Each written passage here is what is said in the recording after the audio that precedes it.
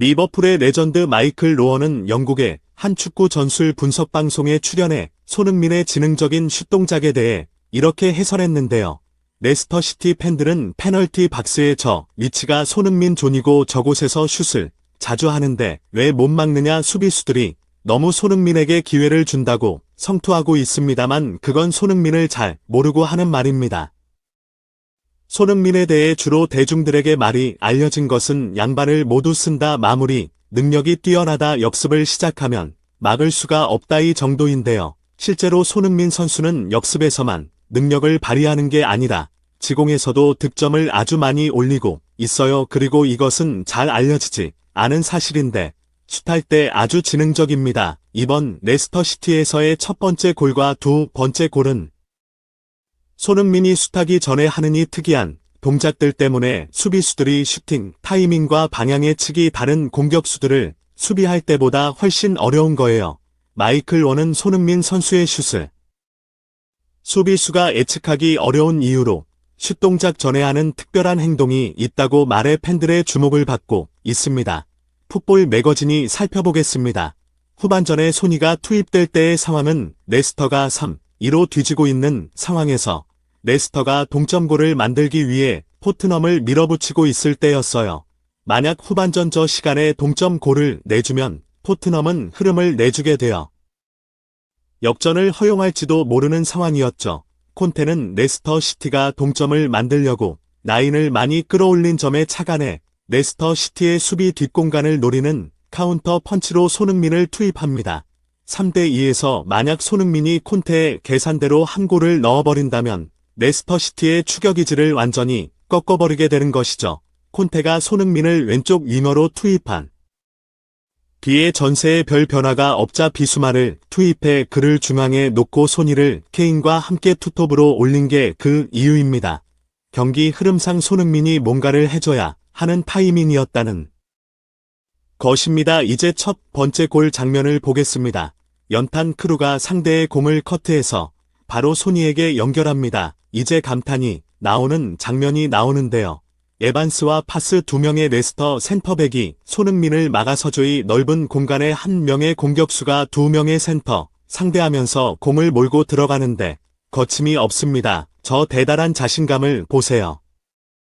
8경기 무득점으로 자신감을 잃어버린 선수라고 하던 사람들은 어디 갔나요? 보통 이 상황에서 일반적인 공격수들은 두 명의 센터백을 제치고 돌파해 들어가려고 하거나 아니면 다른 선수가 오길 기다리거나 이 둘 중에 하나를 선택해요. 그런데 손흥민은 지능적인 몇 개의 동작을 연결해서 센터백 두 명을 제쳐버립니다. 이 지점에서 손흥민은 갑자기 쇄도하는 속도를 줄입니다.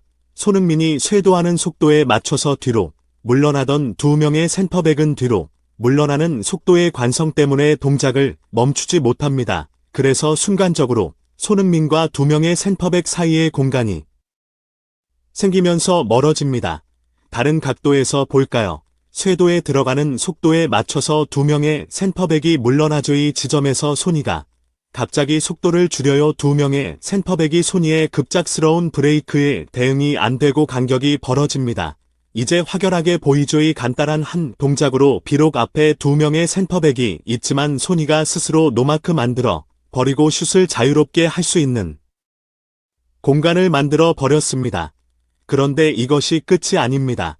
앞에 두 명의 센터백이 골문으로 가는 길목을 막고 있어서 슛할 각도가 나오지 않는 상황인데 이 장면을 보시죠. 쇄도하다가 멈춘 것과 동시에 오른발 등으로 공을 오른쪽으로 툭 쳐서 방향을 바꿔 놓아요. 이렇게 해서 공이 하나 정도 지나갈 정도의 각도와 공간을 만든 겁니다. 소니는 이 두 개의 동작을 하나로 이어서 연속 동작을 하는데 너무 자연스럽고 부드럽습니다. 사전에 연습을 정말 많이 한 거죠. 골문 앞에서 침착하고 자신감 차 있는 모습을 보세요. 감동적이지 않습니까? 두 번째 골도 마찬가지죠. 레스터시티 팬들에게는 고통스러운 장면이지만 레스터시티 수비수들이 못한 게 아니에요. 소니가 인터뷰에서 저 위치에서 맨날 슈팅하는 거 연습하고 좋아한다고 말까지 하는데 왜 예상을 못하고 막지를 못하느냐는 거죠. 케인이 손흥민에게 패스합니다. 이때 저스틴이 오른쪽에 있는 에메르송이 노마크니까 패스가 에메르송으로 갈 줄 알고 순간 그 방향으로 움직입니다. 다른 각도에서의 장면을 보면 확실하게 저스틴이 오른쪽으로 이동하는 걸 볼 수 있죠. 화면에 보이지는 않지만 왼쪽에 에메르 숨이 있어서 그쪽을 마크하려고 저스틴이 이동한 겁니다. 다른 각도에서 한 번 더 볼까요? 손흥민이 공을 받을 때 정면에 저스틴이 있습니다. 이 위치에서는 손이가 슛할 각도가 안 나오니까 공을 받을 때 왼발 쪽으로 툭 쳐서 공을 슈팅할 왼발 앞에 가져다 놓는 동작을 합니다. 첫 번째 골하고 같은 동작이에요. 그리고 바로 왼발로 한 박자 빠르게 감아차서 슛하죠. 손흥민의 막는 수비수는 이 선수가 오른발로 찰지 왼발로 찰지 멈춰서서 슛할지 돌파를 할지 동료에게 패스를 내줄지 가능성이 너무 많은 거예요. 그래서 손흥민을 막는데 수비수가 생각이 많아지는 겁니다. 맨시티의 더브라위너도 감아차기를 하지만 오른발과 왼발을 모두 쓰지 못합니다. 살라는 극단적 왼발잡이라 왼발 쪽 슈팅만 잡으면 됩니다. 폴란드는 페널티 박스 바깥쪽에서 슛을 잘 못합니다.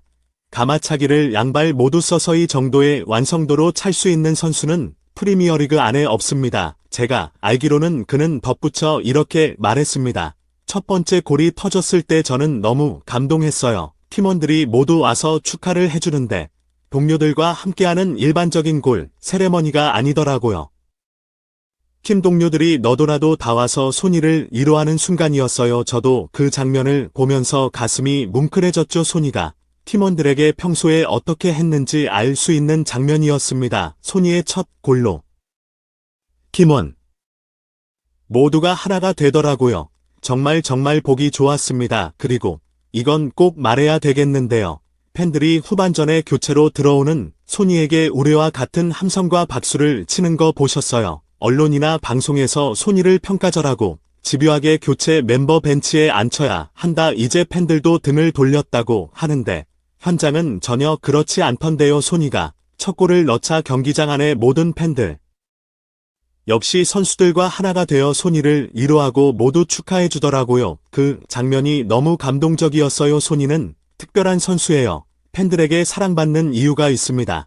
손흥민 선수가 3골을 몰아칠 수 있었던 것은 리그 하위권 팀인 레스터시티였기 때문에 가능했다고 평가절하하는 목소리가 있지만 레전드들은 프리미어리그를 너무 모르는 소리라고 말하고 있습니다. 다가오는 대한민국 국가대표 경기에서도 골폭풍을 이어갔으면 하는 팬들의 기대가 커지고 있습니다. 구독, 좋아요, 알림 설정은 식어가는 영상 제작에 열정을 다시 타오르게 합니다. 풋볼 매거진이 준비한 영상은 여기까지입니다.